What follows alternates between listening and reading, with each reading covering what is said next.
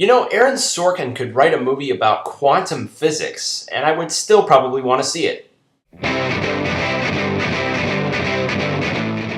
How's it going, everybody? Welcome to the Film Review, episode number 34, and today I'm going to be bringing you guys an early review of the film Moneyball. Moneyball is directed by Bennett Miller, who previously directed Capote, and it stars Brad Pitt, Jonah Hill, Philip Seymour Hoffman, and Chris Pratt.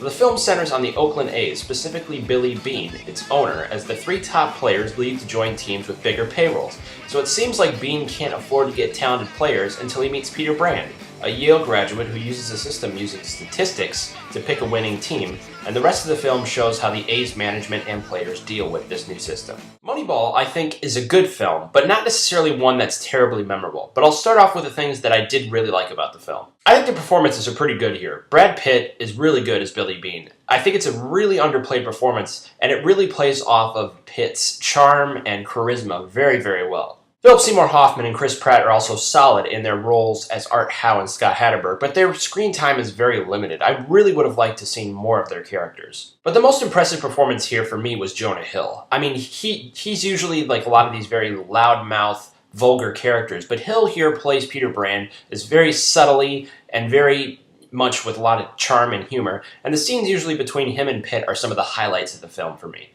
Perhaps the strongest thing about Moneyball is the screenplay from Aaron Sorkin and Steven Zaillian. Looking at this movie on paper, it would seem very difficult to turn a movie about statistics and equations into something interesting, but the filmmakers do manage to do that here, and actually there's enough witty dialogue in here to keep things very lighthearted and entertaining.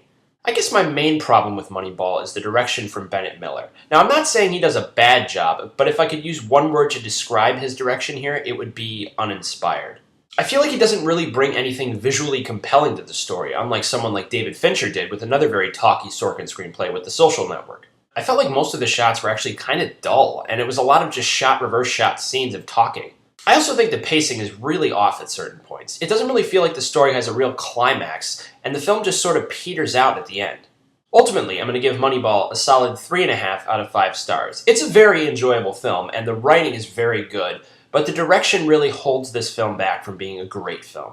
So that's it for this review. My next review will probably be in a couple of weeks when I review The Ides of March, the new film from George Clooney starring Ryan Gosling. Anyway, thank you for watching. Please subscribe to my channel, and I will see you on the other side.